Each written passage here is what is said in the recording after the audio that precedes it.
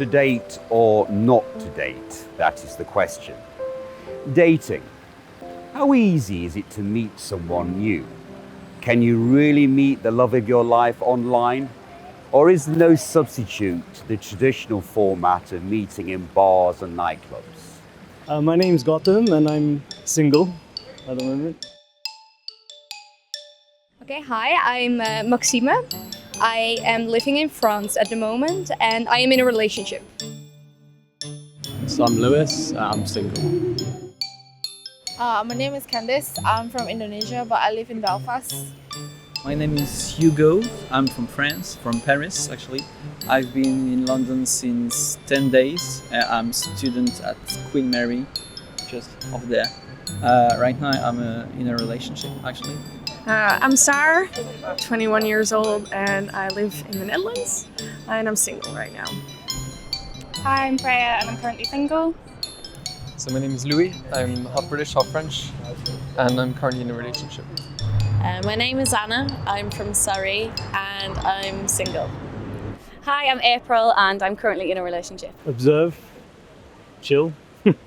I'm not very proactive on the dating scene, I guess. I've been set up through friends with a few people, but yeah, I do online dating as well. I'm not crazy about it because there's a culture of people always looking for something better. I think like with modern dating shows as well, there's the whole swiping thing. People meet someone but they think, oh, there might be someone better. But I do both. I think it depends on the individual. I haven't been on a date for like a month or something like that. The last one I went on was with like an old colleague. That wasn't through online dating or anything like that. And I don't know what to say about it, to be honest. Well, we started talking online, but I had an old-fashioned crush. It just sort of facilitated it, if that makes sense. No, nothing for me has ever really been online. I think it's more I'll meet someone in person and then, I don't know, maybe it's quite spontaneous, so maybe we've met in the morning and then in the afternoon we go off and do something else. In the US, 40% of the population have tried online dating. Figures are similar in other parts of the world. There are over 8,000 dating sites worldwide, with about 1,000 new ones emerging every year. A lot of the time, personally, if somebody come up to me in a bar, I would be quite apprehensive and I would generally not go ahead with it, especially if it's in a club, like, you know, they don't even know their own name at that point. So I don't really do that. Usually it's just from like friends.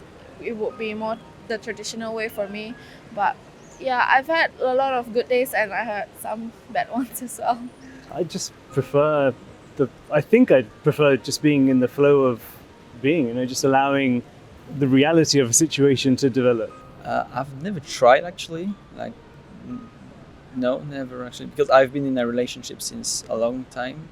So no, I've never used Tinder or all this stuff. I prefer to be confronted to people in real life. Ironically, I'm in a relationship with someone who I did meet on one of the dating apps, which kind of contradicts my opinion of dating apps, because I did find when I was using them for a while that basically the difference between the real world and the online world is so remarkable. You think that you're building a relationship with someone online, but in fact the reality is that doesn't translate into the real world at all. Once you do finally meet, you actually have to rebuild and actually develop it in the real world. It's not like an Amazon, it's not an eBay, you can't package a relationship or chemistry into an online kind of medium. So I'm very cynical, and but it's ironic that yes, I am in a relationship that is Tinder. So we asked Tinder on how successful they've been in forging long-term relationships. They sent us an email with statistics showing that they have 4 million subscribers worldwide. They've been responsible for 30 billion matches since their inception in 2012, and currently they have, or they're responsible for 1.5 million dates per week. Now, by their own admission, they say that they exclusively target the younger generation, or I think their term is Generation Z, which is people 18 to 25 only. But their own research shows that 70% of the Generation Z prefer to be single. But yeah, I did like Bumble, which is where the woman talks first, and actually had a relationship from that. But yeah, not currently on any right now. I've only ever used one before, Tinder, which is I think the most famous one. I haven't, and I'm not really interested in it. I think I'm kind of skeptical about it. I don't know, it doesn't really feel that great, I think. Funny thing, I'd say that it's a little bit too superficial in that people tend to come up with just a single sentence, maybe 3 or 4 pictures to go with it, and it feels like it's a bit, I don't know how, people will only really match with people that they think are sort of well within the reach, you know, and I don't know, there's a little sense for me in which it kind of kills luck and serendipity, you know, sort of the opportunity to, you know, meet someone just by virtue of being sort of next to them, or it sort of maybe kills circumstance a little bit. I just think it's a bit impersonal, and most of it's just going off a photograph of someone, which I think is a bit bizarre. Usually it depends on what the people expect from the online dating. Sometimes it's just like to meet people and get like really quick relation. I don't know if you know what I mean. A friend very close to mine actually met his girlfriend by using Tinder, actually.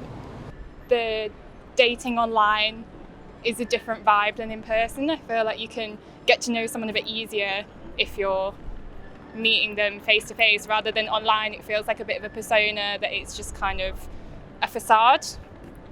I think, yeah, I've been on one Tinder date. I think that's it, just one. I think that's it, yeah. And we met twice. But it was a bit, I know I've been on 2 actually, and both of them I kind of felt the same way.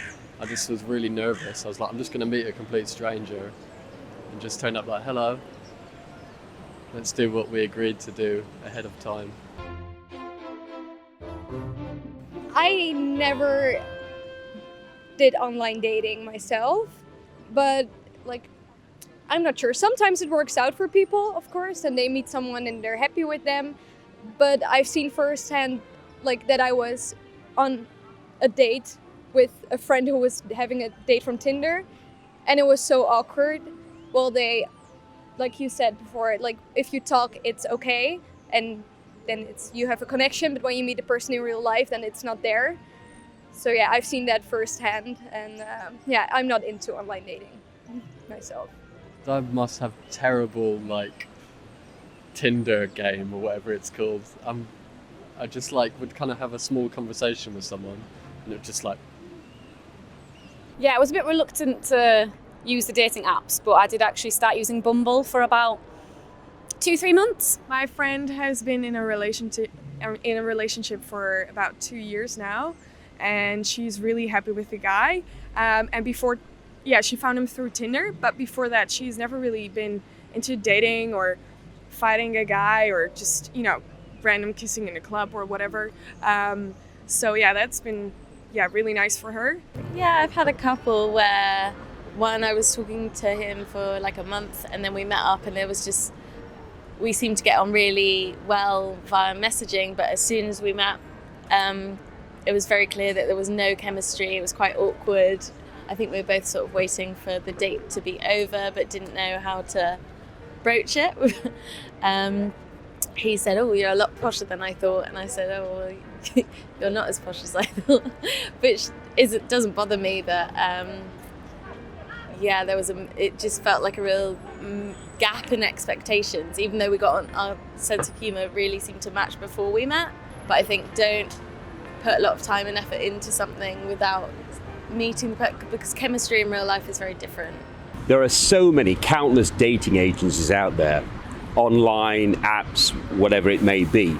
And one thing we noticed from people we've been speaking to so far is that there's so much choice, but who do you go to? My background is predominantly in consumer social products, and I've worked with social networks, I've worked with payment platforms, peer-to-peer payment platforms, and really other types of Silicon Valley technology companies. But dating is a very different type of industry. Most other platforms, and particularly most other Silicon Valley businesses, will talk about changing the world. We're here to change the world. We're here to change how society operates. We offer a very different promise to people. It's not necessarily about changing the world. It's about changing a life. Introducing someone to another person is fundamentally the biggest change of trajectory you can introduce to their lives. And so when I get to see all these inbound messages of people who are so excited, when I get on the phone with them and the way they talk about, oh, well, he messaged me first and she was so excited, it's really heartwarming. And that's the reason I love this business, is because we're really here to help people meet, and we're here to do something really meaningful for their lives, which is, probably the most exciting thing you could possibly be doing. So wherever that the user is really interacting with our platform, we're encouraging them to express, who are you? What are you looking for? And that way you don't have this mismatch of intention that can often happen in the world of dating. So we want people to be very clear about what their expectations are as they come onto this platform. I'd recommend it, yeah. I haven't had any success with it, really. But, I mean, other people have. Obviously, like, everyone knows someone who's in a relationship, like with someone from Tinder, a long-term relationship. Personally, I only use one. I use Tinder. I never dwelt into like other apps before, and I didn't know any other apps. The only reason why I was on Tinder in the first place was because my friend used it. So that was the only app that I kind of wanted to try. People are coming out of divorces especially as well, and they're probably using apps as an interesting, there must be a market for that, I imagine, to meet someone after, you've gone through a long-term breakup or something. And I know like everyone's mums are on Facebook now as well, so definitely I think the older generation are using dating apps probably. You're educating me here. I didn't know that there was such a market for the 50 pluses, and I'm surprised there isn't. But now you're telling me there is, and so there should be.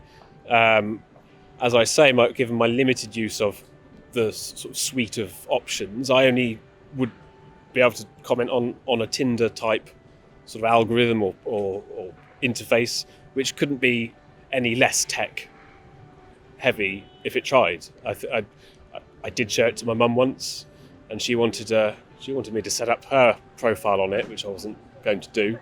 I don't think it didn't allow for her age group anyway. But the usage issue is hardly a tech. It's hardly tech kind of complicated.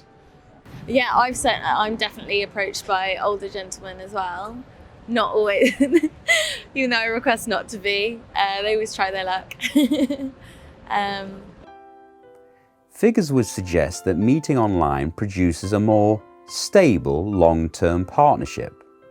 The number of partnerships which break up after a year are 5.7% online as opposed to 7.6% face-to-face. Then if the couple marries, the divorce rate is 40% for conventional meetings, but only 9% online. So I really think about the role that dating apps play as shifting over time, and particularly when we talk about younger generations. So traditionally, dating apps would tell you, we're here to find you the one. And it was a very romanticized view of what technology could potentially provide. Now, we certainly hope that is the case, but we take a really honest view of what the role dating apps play in your life, which is about the journey. It's not about that destination. It's about meeting new people. It's about encountering different personalities. And it's ultimately about learning about yourself as you try and figure out what is the best type of partner for me. And I think in terms of Gen Z, what we're seeing is a level of comfort with being alone, but still a desire to experience the new, still a desire to go encounter new personalities. So the role of dating apps shifts over time, and particularly with Gen Z, it is really about enabling this individual who may feel a level of comfort with being single, but ultimately still wants to go meet with people and expand their network through a platform like ours. I think like if you're spending your time developing an app, obviously you want to be earning money somewhere. So if they're charging for the app, if the consumers feel that it's worth to pay for, probably from feedback or from reviews, then it's fine by me. I would normally go for something that's free first. You can have guys on there, I'm sure, who have no morals or scruples, and by all accounts, you know, they're quite shameless in how they present themselves. And, you know, those are the types that women have a right to be, you know, protective from. So I don't begrudge them, you know, doctoring their accounts in any way that makes them feel safe. My generation now kind of assume that everyone's collecting data on us and we don't know how it's going to be used. I think we all just kind of hope that we're not important enough that anyone will want that data. It's a concern, I guess, but I don't think it puts people off using the apps. I think we're like, oh, we're used to it, we'll just do it anyway. I think there's really negative potential in both. I don't know if I could really say one was worse than the other or something. It really depends. There's going to be like undesirables in both camps that you just be unlucky and meet one of them. Guys should be themselves if they approach someone, and don't try to be someone funny, but just themselves. I did have it once. I don't think it's really a chat up line, but there was this guy and he asked me if he could give me 2 kisses on the cheek. And then afterwards he asked me if he could give me 1 kiss. Well, that was it. And I was like, all right, what just happened here? But that was pretty funny.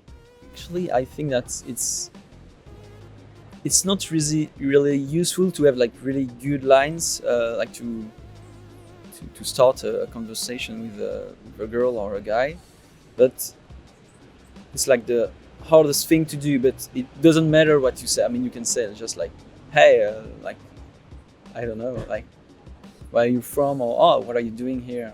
But it's not really important what you say. It's just like making the first move, I guess, for me. No, I don't think a traditional chat up line is appropriate. Like if you're just going up to a stranger and it's just so bizarre. It's so outdated, unless it's really ironic. But yeah, no, I think it's bizarre. Well, I wouldn't be using them.